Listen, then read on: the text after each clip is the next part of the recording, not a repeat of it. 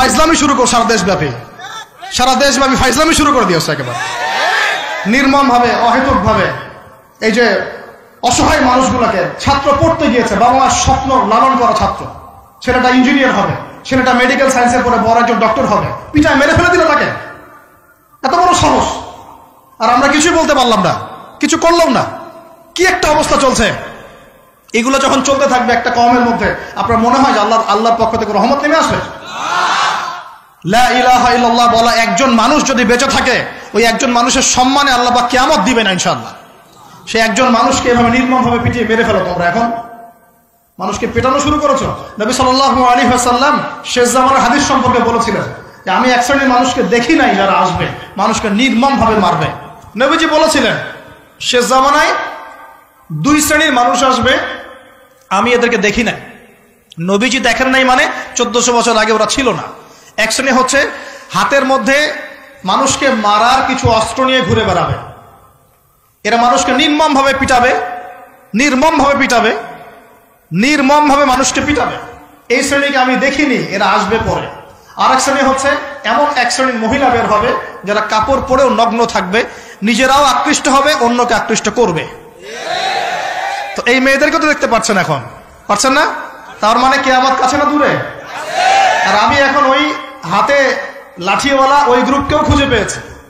হাতে লাঠিওয়ালা সেই গ্রুপ কোনটা জানেন? ওই যে ঘরের মধ্যে ঢুকায় যে ছেলেগুলোকে মেরে মেরে রাত্রেবেলা মেরে ফেলায়, সেটা গ্রুপের।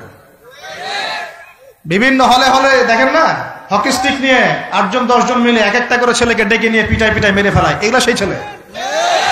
এদেরকে যারা জন্ম দিয়েছে ওই বাপের জন্য ধিক্কার, এদেরকে যারা জন্ম দিয়েছে এই বাপের জন্য ধিক্কার। আর এখন এরকম লেডিস গ্রুপও বের হয়েছে, আর মেয়েদেরকেও হলে ডেকে ডেকে পিটানো শুরু করেছে। তোমরা কি মনে করো যে 5 জন 6 জন 10 জন মিলে একজনকে সারা রাত টর্চার করে মেরে ফেলানোর মধ্যে সুপুরুষ? তুমি সুপুরুষ, তুমি অনেক বড় বীর। সাহসটাকে তুমি একজন মারামারি করে দেখাও না, দেখি তোমরা এত বড় সাহস, তাহলে একজন মারামারি করে দেখাও না। আসো রিংয়ের মধ্যে আসো, তারপর দেখি তোমার কত শক্তি, আমাদের কত শক্তি। একজন 1-on-1 ব্যাটেলে আসো, দেখি খালি হাতে 1-on-1 ব্যাটেলে আসো। 8 জন 10 জন মিলে একটা বুয়েটের ছেলে, একটা মেডিকেলের ছেলে, একটা অমুকের ছেলে, তমুকের ছেলে, বাবা মায়ের স্বপ্ন লালন করা ছেলেগুলাকে ঘরের মধ্যে ঢুকাবা, সারা রাত পিটায় মেরে ফেলবা, এটাকে তোমরা সাফল্য মনে করো, বীরত্ব মনে করো? এই ছেলেগুলাকে জন্ম দিয়েছে যে পিতা মাতায়, এদের জন্য ধিক্কার আমার পক্ষ থেকে। আপনারা এইসব সন্তান জন্ম দিতে গেলেন কেন? খিদির আলাইহিস সালাম বেঁচে থাকলে ছোটবেলায় মেরে ফেলতো এদেরকে। ওই যে খিদির আলাইহিস সালাম ছোটবেলায় একটা বাচ্চাকে মেরে ফেলছিলেন না? মুসা আলাইহিস সালাম বলেছিলেন যে একটা বাচ্চাকে কেন মেরে ফেললেন? তখন খিদির আলাইহিস সালাম বলেছিলেন এই ছেলেটা যদি বড় হলে অনেক বড় কাফের হবে, আল্লাহ আগে জানিয়ে দিয়েছেন, এই জন্য আগে মেরে দিয়েছে। এই বাচ্চাগুলোকে নিতে গেলেন কেন? কোন রকম লজ্জাবোধ নাই, চক্ষু লজ্জা নাই। এরপর যখন আইন শৃঙ্খলা বাহিনী এদেরকে অ্যারেস্ট করে নিয়ে যায়, বীরের মতো হাসতে হাসতে চলে যায়।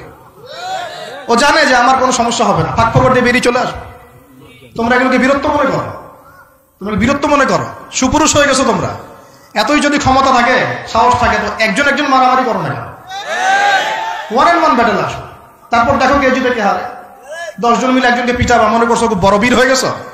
এখন 10টা মেয়ে মিলে একটা মেয়েকেও পিটাচ্ছে, সুবহানাল্লাহ। তা আবার ইসলামিক বিশ্ববিদ্যালয়ের মধ্যে।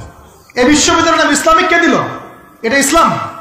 একটা মেয়েকে আপনি ঘরের মধ্যে ঢুকায় সারা রাত পিটাবেন, মেয়েটা কাঁদতে বলছে আমার পায়জামা পর্যন্ত খুলে ফেলেছে টান দিয়ে।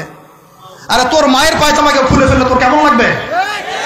তোর বোনের পায়জামাকে খুলে ফেললে তোর কেমন লাগবে? কোন সাহসে তুই একটা মেয়ের পায়জামায় হাত দিস? এত বড় সাহস! আর এদেরকে আমরা তোলা করে মানুষ করি। আইন শৃঙ্খলা বাহিনী আপনারা কি করেন? ইনস্ট্যান্ট কোর্ট বসে ফাঁসি দিয়ে দিবেন এদেরকে। আল্লাহর কসম করে বলছি, যদি কোনোদিন এরকম ক্ষমতা আমাদের কাছে আসতো, দিন বিচার করে দেখিয়ে দিতাম ইনশাআল্লাহ। ফাইজলামি শুরু কর সারা দেশব্যাপী। যারা এখন বিপদগামী ছিলেন আমরা মনে করতাম তারাই এখন হেদায়েতের দিকে আসছেন, আর আমরা এখন মুসলিম ঘরে জন্মগ্রহণ করে নামাজ ছেড়ে দিচ্ছি, কুরআন পড়া ছেড়ে দিচ্ছি। এটা কি ধরনের কথা? আমার পরিবারের মা বোনরা কিভাবে বেপরদায় বাইরে যায়? আমার পরিবারের কর্তা আমি কেমন করে আমার পরিবারের স্ত্রী সন্তান মেয়েরা বাইরে বেপরদায় যাবে? কিভাবে যাবে? আমি তো পরিবারের কর্তা, আমি পরিবারের স্বামী, আমার স্ত্রী কেমন করে বেপরদায় বাইরে যাবে? আমার ছেলে কেন নামাজ পড়বে না? নামাজ না পড়ে সে ভাত খাবে কিভাবে? নামাজ না পড়ে আমার পরিবারে আমার ছেলে ভাত খাবে কিভাবে? আমার মেয়ে কেমন করে ভাত খাবে? অতএব পরিবারটাকে শক্ত করেন, হালাল খান, সামাজিকভাবে ইসলামটাকে এগিয়ে নেন, ইনশাআল্লাহ দেখবেন একদিন বড় পরিসরে ইসলাম কায়েম হয়ে যাবে ইনশাআল্লাহ। আর আমরা কারোর জন্য বদদোয়া করবো না, আমরা দোয়া করবো আল্লাহ পাক যেন ঊর্ধ্বতন কর্তৃপক্ষ সবাইকে হেদায়েত দান করেন এবং অন্যায়ের বিরুদ্ধে দাঁড়ানোর তৌফিক দান করেন, এবং তাদের হাতে হলেও আল্লাহ পাক যেন ন্যায় প্রতিষ্ঠা করার তৌফিক দান করেন। আর ন্যায় কোনটা ন্যায় কোনটা অন্যায় এগুলো এইসব প্রোটেস্ট্যান্ট মুসলিমরা আপনাদেরকে শেখাতে পারবে না। যারা ইসলাম, কোরআন, সুন্নাহ, সমকালীন বিশ্ব ইতিহাস, অর্থনীতি, সংস্কৃতি, দেশীয় কালচার সব সম্পর্কে জ্ঞান রাখে, এই মানুষরা আপনাকে বলতে পারবে কোনটা সত্য কোনটা মিথ্যা, কোনটা হক কোনটা বাতিল। একজন কবর পূজারী আপনাকে কি হেদায়েত দিবে? একজন মাজার পূজারী আপনাকে কি হেদায়েত দিবে? একজন বেদাতি আপনাকে কি হেদায়েত দিবে? হেদায়েত তো নিতে যান খালি ওদের কাছে। আর জ্ঞানী মানুষকে তো মূল্যায়ন করে না। যারা বুদ্ধি বিক্রি করে খায় ওদের কাছে পরামর্শ নিচ্ছেন। আর কিছু বিষয় বলতে বলতে মুখের ফেনা উঠিয়ে দিলাম, তারপরেও কোনোদিনও বললেন না যে হ্যাঁ কথাটা গ্রহণ করা যায়। কি আশ্চর্য! যখন একটা সমাজের মধ্যে এই পাপগুলো ছড়িয়ে পড়বে তখন আল্লাহ পাকের গজব আসবে, এটা আসবেই। প্রতিরোধ কিভাবে? প্রতিরোধ করার কোনো সুযোগই নাই, আপনাকে প্রতিকারও করার কোনো সুযোগ নাই। তওবা করে আল্লাহর কাছে ফিরে আসতে হবে, এটাই সলিউশন, এটাই সলিউশন। এই যে আমরা শহরের কথাই বলছিলাম, আমাদের সমাজের অন্যতম বড় একটা কিয়ামতের আলামত হচ্ছে উঁচু উঁচু বিল্ডিং নির্মাণের প্রতিযোগিতা। নবীজি জীবনের শেষের দিকে যে হাদিসগুলো বলেছেন, শেষের দিকে, তার মধ্যে কিয়ামতের বড় দুইটা আলামত বলেছেন। তার মধ্যে একটা হচ্ছে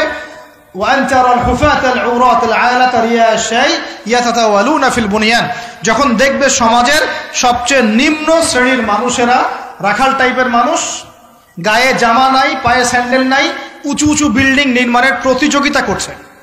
ধনীরা বিল্ডিং নির্মাণ করবে এমনটা নবীজি বলেন নাই। নবীজি বলছেন গরিব, ফকির, মিসকিন, গায়ে কাপড় নাই, স্যান্ডেল নাই, এরা বিল্ডিং নির্মাণ করবে না, প্রতিযোগিতা করবে একে অপরের সাথে। এখনকার আরব বিশ্বটা এর জাজল্যমান দৃষ্টান্ত, এখনকার আরব বিশ্বটা এর জাজল্যমান দৃষ্টান্ত। অনেক সালফে সালেহিন বলেছেন যে এই হাদিস থেকে আরবদেরকে ইশারা করা হয়েছে। এটা আমাদের ঢাকার মধ্যে চলে আসছে। আজ কালকে যার এক জায়গা টাকা পয়সা ছিল না, আজকে 10 তলা 20 তলা ফ্ল্যাটের মালিক। কিভাবে সম্ভব?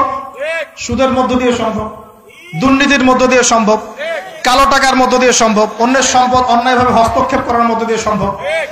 আর মাশাআল্লাহ, যার একটা 5-10 তলা বাড়ি আছে আমাদের শহরে, অন্য মানুষকে মানুষই মনে করে না, ভাড়াটিয়াকে মনে করে যে তেলাপোকা, ককরোচ, ছিছি করে তার আছে। কত যে শক্ত! কোনো কোনো সময় এমনও হয়েছে মানে বাড়ি ভাড়া চাইতে গিয়ে যে বেইজ্জত হতে হয়েছে, মনে হলো যে বাড়ি ভাড়া চাইতে গিয়ে মানে নিজের সম্মান নিজে নষ্ট করে ফেললাম আর কি। সুবহানাল্লাহ। কারণ যখন নিম্ন শ্রেণীর মানুষের কাছে অর্থ আসে তখন কিন্তু এদের মধ্যে কালচার আসে না, কালচার আসে না। সম্পদ আসে ঠিকই, কিন্তু কালচার, সভ্যতা আসে না। তারা অসভ্যই থেকে যায়। কাকে সম্মান দিতে হবে কাকে দিতে হবে না সেটাও জানে না। কথা বুঝতে পারছেন? এটা আমাদের সমাজ এখন চলছে, হাইলি কনস্ট্রাক্টেড বিল্ডিংস এর প্রতিযোগিতা। আর আমরা বলবো কেন, এই যে এখনকার সেকুলার রিপোর্ট গুলোই বলছে বেশিরভাগ বিল্ডিং এরই দেখা যায় যে কোনো রকমের ভিত্তি নাই। এই 5-6 মাত্রা ভূমিকম্প হলেই সব ধরধর করে পড়ে যাবে। আরো এই যে অহংকার, আমি একটা ফ্ল্যাটের মালিক। ঢাকা শহরে মনে হচ্ছে যেন পরিচয়ের মানদণ্ড হচ্ছে এটাই। জিজ্ঞাসা যদি করেন যে ভাই আপনার নাম কি করেন, বলবে ওই যে ফ্ল্যাটটা দেখছেন 10 তলা ওইটা আমার। ভাবখানা এমন যে এটাই তার পরিচয়ের মানদণ্ড। সে কি করে, তার শিক্ষাগত যোগ্যতা কি, কোন প্রফেশন, এগুলো বড় কথা নয়। ওই যে ফ্ল্যাটটা দেখছেন 6 তলা ওইটা আমার। অনেকে এসে পরিচয় দেয়, আমি অমুক পার্টির অমুক, আমি অমুক পার্টির তমুক, আমি অমুকের সাধারণ সম্পাদক, আমি অমুকের সভাপতি। এগুলো পরিচয়, এগুলোই মানুষের পরিচয়। আমি অমুক দল করি, তমুক দল করি। পরিচয় কি তোমার? তুমি কি এই পরিচয় দিয়ে কালকে আমাদের মাঠে আল্লাহর সামনে দাঁড়াবা? তোমার পরিচয়টা কি? পরিচয় হচ্ছে তোমার শিক্ষাগত যোগ্যতা কি, তুমি সমাজকে কতটুকু সার্ভ করতেছ, তোমার ইলমি যোগ্যতা কি, তুমি 5 ওয়াক্ত নামাজ পড়ো কিনা, তুমি ইসলামপন্থী কিনা, তোমার সুন্নত আছে কিনা, তুমি দিনের জন্য কি করো, এগুলো তোমার পরিচয়। আল্লাহ রাব্বুল আলামিন আমাদের কথাগুলো বোঝার তৌফিক দান করুন।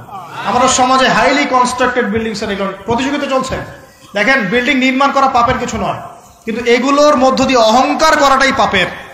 আর অহংকার করলে আল্লাহ পাক এগুলোকে ধসিয়ে দিতে সময় নেবেন না। আল্লাহ পাক আমাদেরকে বোঝার তৌফিক দান করুন। আমাদের সমাজে রন্ধে রন্ধে এগুলো চলছে।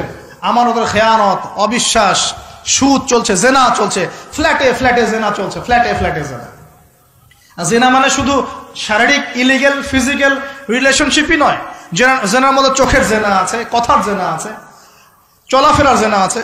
নবীজি বলেছেন শেষ জামানায় এক শ্রেণী মেয়ে আসবে যারা পুরুষের কাপড় পরে ঘুরবে। এটা দেখার জন্য আপনি ঢাকার শপিং মলে চলে যান, শপিং মলে যান, কিয়ামত দেখতে পারবেন। কিয়ামত কাকে বলে? কিয়ামত কাকে বলে? কেউ কেউ দেখা যায় সুন্দর সুন্দর বোরখা বানিয়ে নিয়েছে, যে বোরখাগুলো পরেও তার মানে শরীরে কাঠামো স্পষ্ট বোঝা যাচ্ছে। এখানে আপনি কাকে দায়ী করবেন, কাকে দোষ দিবেন?